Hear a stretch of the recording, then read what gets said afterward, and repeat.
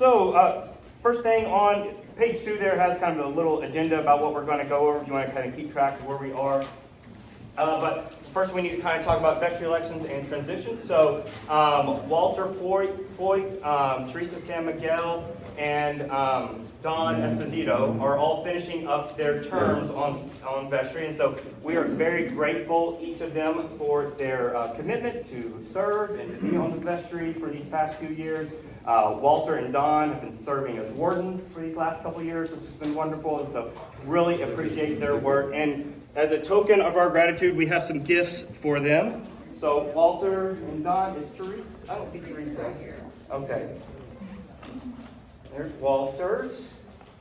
And there's for Don. So thank you all so much.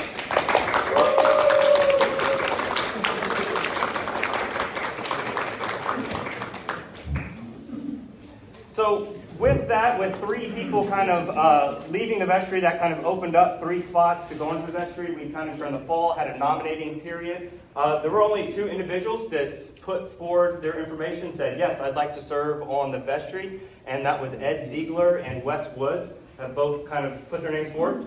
And so we need to elect them to 2 of the spots. And since we can kind of do that by acclamation instead of by taking actual ballots and stuff, since there's not enough people to fill all the spots. So all in favor of electing Wes Woods and Ed Ziegler to the vestry, say aye. Aye. All right, perfect. It passes. So welcome to the vestry, Ed and Wes.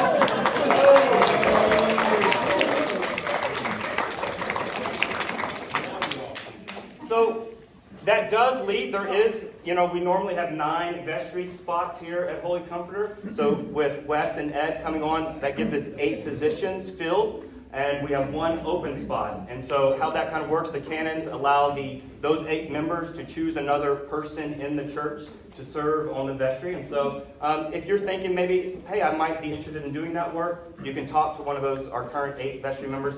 So along with Wes and Ed, we have Richard Kuhl is continuing to serve on the vestry. We have, where are all our vestry members? Stand up. Yeah, stand up our vestry. Yeah, there's Sean Henners, Rick Harris, Gwendolyn Wright, Sylvia in the back, and then Gwen Aldridge are all continuing to serve on the vestry. So talk to one of those folks if you are interested in potentially serving this ministry. Do want to let you know, our senior warden for 2024 is going to be Gwen Aldridge, so we're so appreciative of her willingness. So be sure to talk with her about any concerns or needs that you might have, and she is excited about serving that role, and I'm excited about her doing that work. The vestry is also looking for a person to fill the secretary clerk role. It does not have to be a current vestry member, but somebody would help take notes in the meeting, keep track of our paperwork, and do that kind of work. If you're interested in serving in that role for the church, talk to one of our current vestry members, and we can discuss that and figure out how you might be able to help us out in that role. So consider serving in that way. That concludes kind of our vestry election transitions. I'm going to ask Walter, and kind of in some of his last duties here, to kind of come up and give us a little bit of information here about 2023 and review our numbers and things. Thank you. All right, so if y'all could turn to page 3, we're going to spend a couple minutes going through the parochial report first. A couple numbers on here I want to specifically highlight. The average Sunday attendance is up from 108 to 124, so about a 15% bump from year over year, which is good. If we can keep that up, we'll be doubling in no time, so that's really good to see. Active baptized members, that's really more just cleanup as going from one system to the other. The one I do want to point out is communicants in good standing. No, we didn't have half our members fall out of good standing this year. 2022, that number was inadvertently entered. The 2022 number is actually much closer to the 2023 number. So the 96 is much closer to what the actual number is. And then baptisms, confirmations, receptions stayed relatively the same. I want to spend a few minutes, though, at the bottom, average pledge. And first off, thanks to everyone for your pledges for 2024. You'll notice that the number in 2023 was just a little bit over 4,000 per family, and it's up to a little bit over 4,500 per family. So we had over a 10% increase this year. So that's great to see. I mean, even if we didn't have any more people pledging, our donations went up by 10%. So that's great to see. And we're getting much closer to the average in the diocese. And also, it's worth noting that our 2024 number is the highest it's been for any of the years on this sheet. So we had to go back before 2014 to see a higher average family attendance. So great job, everyone, and appreciate that. Any questions on the parochial report? Okay. Moving over to the 2023 budget versus actuals. Just a few things I want to highlight on here. If we look at the top of page 4, the total revenue line item, which is just a couple spots down, we had budgeted about $357,000, and we actually came in at about $418,000, which again, a great increase from what we had budgeted. It's almost 20%, about 18% in total increase. Much of that came from the plate offerings, so we got much higher plate offerings than we had budgeted, and a lot of those plate offerings turned into new pledgers this year, so that's great. So revenue was up quite a bit from what we had budgeted. Then I want to move to towards the bottom of page 5. Not all the way to the bottom, but there's a line item there called total expenditures. It's about 2/3, maybe 3/4 of the way down.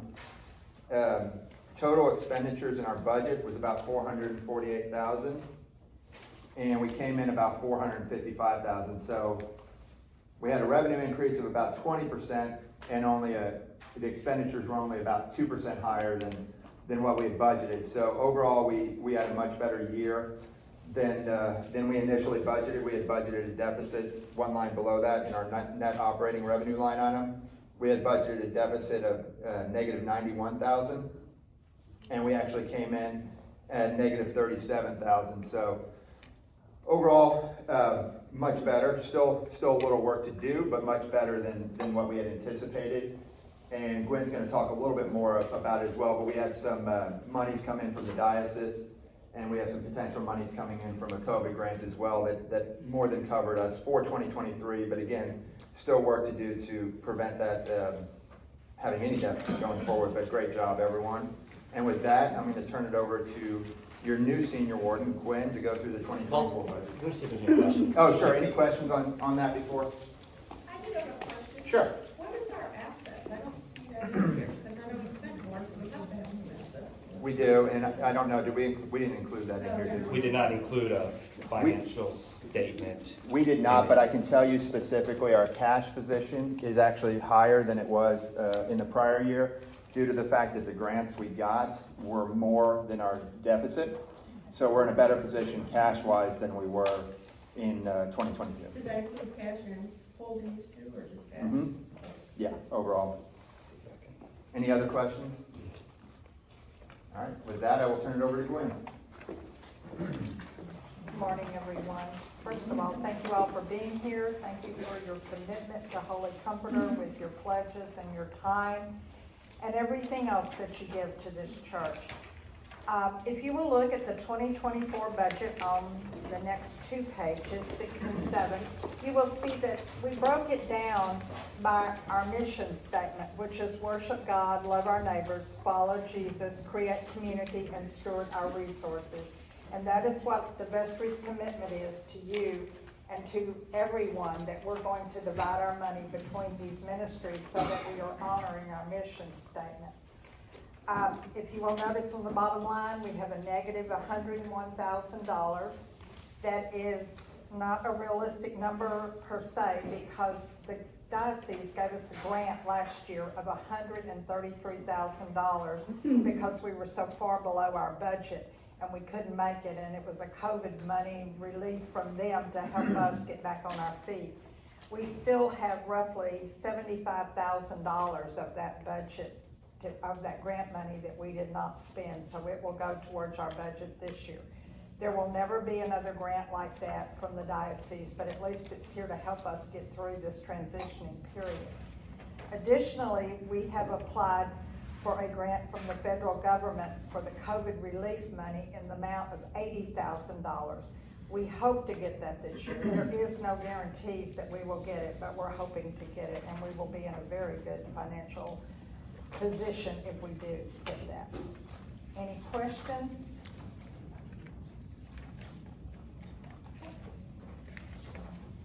Thank you, Gwen.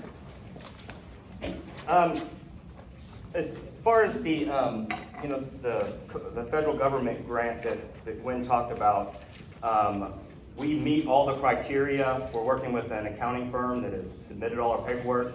The IRS has kind of put a pause on actually releasing any monies for that, and so hopefully that's going to get resolved at some point this year, but we have kind of met all the criteria. We're just kind of waiting on the system to do its thing. One thing I want to point out on the 2024 budget, that it's largely the budget that you saw in the fall when we kind of put out that initial budget before the pledge campaign. But one major difference that is appearing here on this budget, if you look under the staff expenditures there on page 6, kind of you have the rector's outlay, and then the next kind of position there is the curate position. The curate position is a position for an individual that is newly out of seminary and is kind of doing their first kind of ordained ministry work in the church.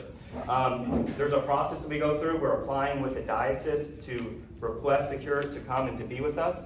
And the way the position works is that the church covers half the cost of the curate, and then the diocese covers the other half of the cost. If we're kind of selected to kind of work. It's kind of like an internship for the newly ordained people. So they have some learnings that they continue to have to do, and this is a time to support them. It's a 2-year commitment by the church to the curate, and the curate everybody's kind of understanding that the curate is going to move on to another position after that, more than likely. So we're kind of committing to try to do this for the next 2 years.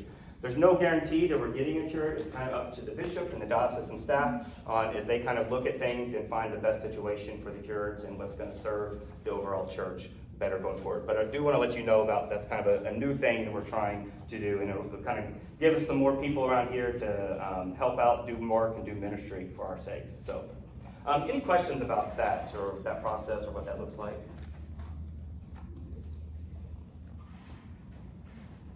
All right, wonderful. Well, I'm going to have Walter come up and share a little bit here about endowment.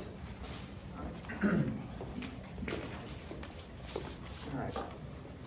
Thank you. So I just want to spend a couple minutes talking about a new committee that we formed here at Holy Comforter. It's an endowment committee, and I'm going to spend a few minutes explaining to you, for those that don't know, what an endowment is, and then giving real-world example of how we plan on setting up an endowment here at Holy Comforter. So for those that don't know, essentially an endowment is money designated for the long term to serve both current and future needs of the church.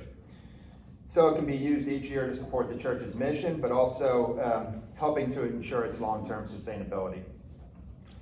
So as a former vestry member now, I guess, we read a article about endowments.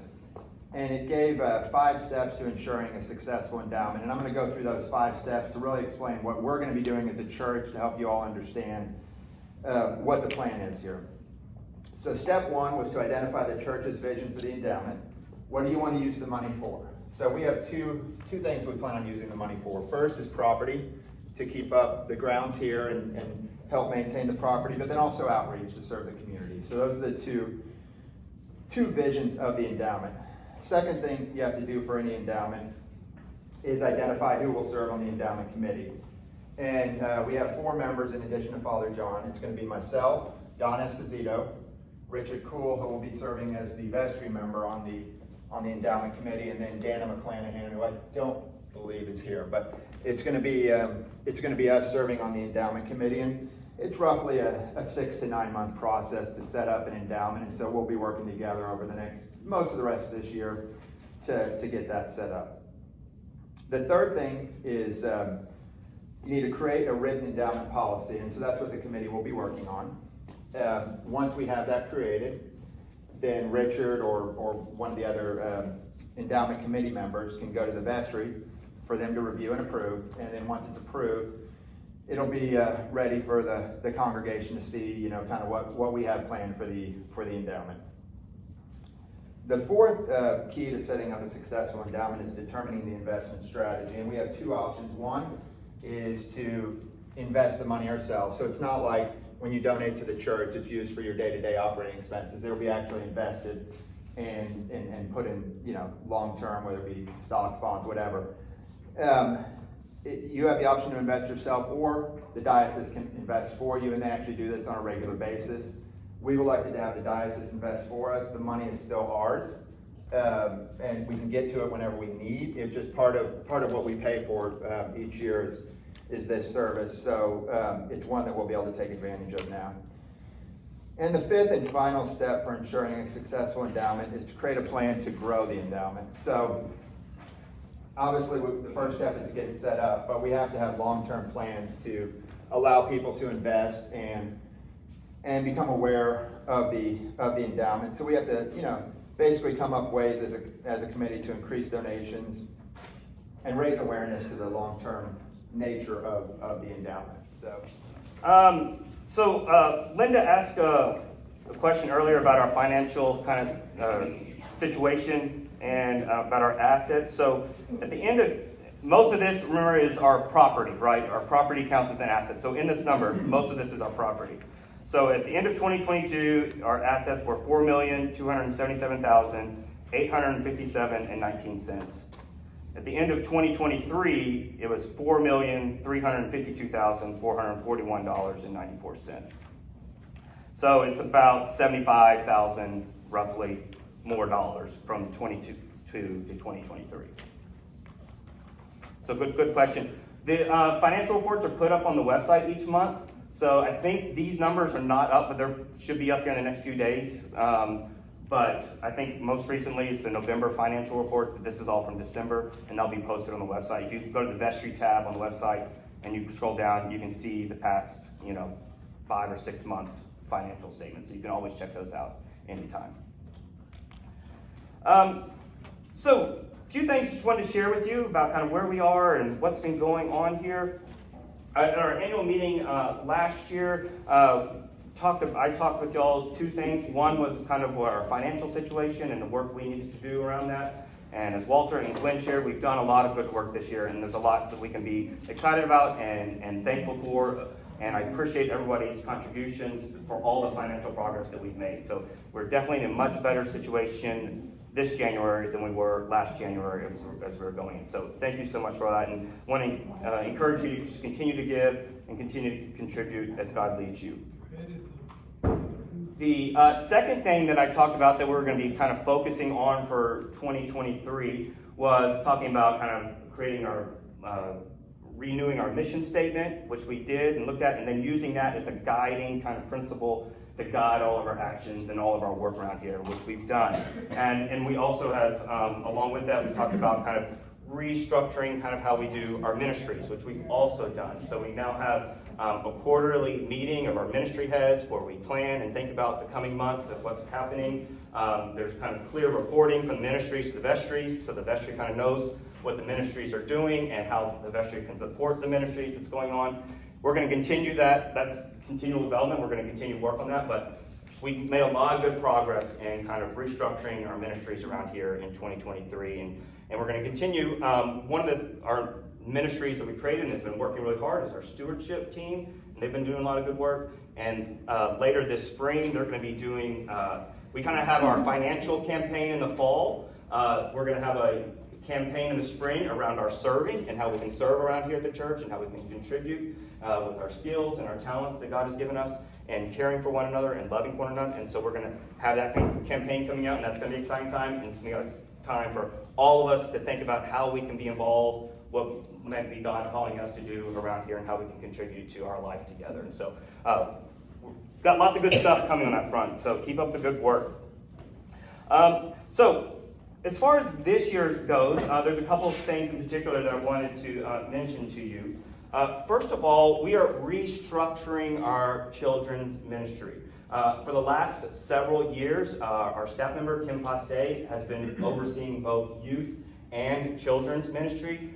It's really, really hard to have the same person do both of those things. And so in conversations with vestry and with Kim and staff, we've decided that Kim is going to exclusively focus on youth and focus on continuing to help that program grow and that ministry to our teenagers here at the church. And so I'm excited about all the things Kim has been doing with our youth and is going to continue to do for that, and that's going to be really good for that. So with her focusing on youth, what about children? We're going to have some volunteers that are going to be working with our children's ministry. A couple of people in particular are Jana Bennett and Stephanie Sharp. They're going to be working on our children's ministry. We kind of have our first big push around children. It's going to be happening here during Lent, and we're going to have a program that meets after the 10 a.m. service from 11 to 12. It'll be a fun time for kids to kind of come and grow in their relationship with God. So we're going to have some more changes as Stephanie and Jana continue to think about how this is actually rolled out and things. But that's coming, and again, there's going to be opportunities to volunteer and serve our kids, and so I'm going to invite you to take advantage of those as those kind of become available and made known to you. So, any questions about that restructuring around our children's ministry? All right, wonderful. The second thing that's going to be a big focus for me this year that I think I've mentioned at different times, but want to make sure to say it here as well, is that for 2024, evangelism is going to be a big focus for me. So, and thinking about how we can all grow in our work as sharing the good news of Jesus with those that are around us.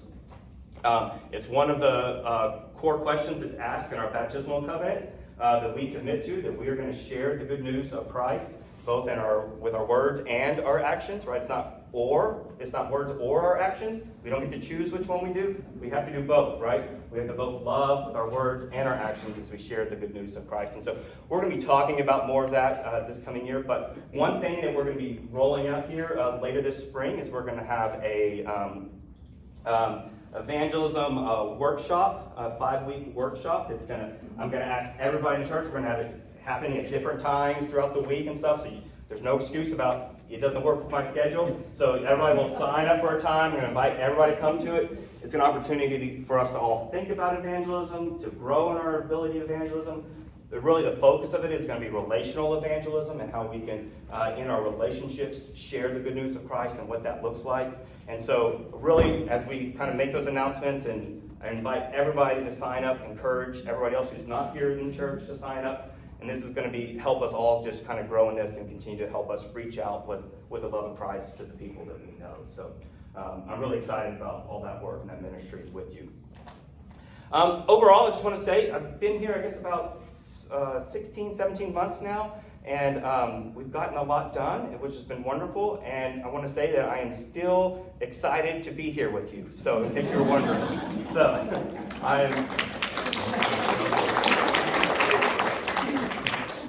So I'm loving working with you and doing ministry alongside of you. I'm continuing to grow in my own faith, being a part here with you as a community. And I hope that you're continuing to grow in your relationship with God as we continue to do this work and this ministry together. And I think I'm just really excited about everything's going to happen here for 2024 and here in the future of Holy Comforter. So we've got lots of good stuff happening, so make sure you get involved and be a part. Any other kind of questions about anything I've said or anything anyone else says, or any concerns that you have about anything here at the church? Yes, Amber. No, but I have a plug. Oh yeah, go for it. The church has left the building. Yes. So I don't know, I wasn't here back then, but apparently years ago, on a Sunday, instead of meeting at church, we're all gonna meet together at a place where we can go help our neighbors. So we're still kind of finalizing it, but hopefully in the next few days, actually, we'll have everything nailed down. But you'll have an opportunity to pick, there's gonna be 6 different opportunities where you can go serve your neighbor. It'll be on a Sunday morning, with the exception of the Houston Food Bank. It'll be from 9 to 11, and we'll work with parishioners, hopefully meet new people maybe that you see on Sunday that don't talk with, and meet our neighbors out in the community, do some good, and hopefully also have a good time. So it's going to be on Sunday, April 7th, and that's my plug. Yeah, thank you, Amber. Yeah, it's the Sunday after Easter, so it'll be a fun day. And as Amber said, we're going to be rolling out those sign-up sheets to sign up for the different sites. And everybody, we'll have some sites, it'll be all different ability levels, right? So some require more kind of manual labor and moving around, and some are more sitting and writing cards and so there's kind of activities for everybody that they can participate in. So make plans to be here for that. That would be wonderful. Yes? What are the plans for Sunday adult education? Yeah, so we're actually going to have an announcement this morning. So the first thing's coming up is starting on the first Sunday of Lent, Ann Worley is going to be leading a book study, Word Made Flesh, and so it's going to be 12 weeks here through the spring, and so you'll have an opportunity to participate in that. And I won't steal Ann's thunder. She's going to make an announcement here at the service, at the 10 a.m. service, and so she'll share a little bit more about that. That'll be a good time. As I said, also we're going to be doing like these evangelism workshops. Sign up, so there'll be another opportunity to kind of grow in your faith. And we're hoping as we kind of continue to work and maybe get a curate on board here this summer and have some more people to share some things, we can offer some more consistent kind of adult formation activities. So, good question.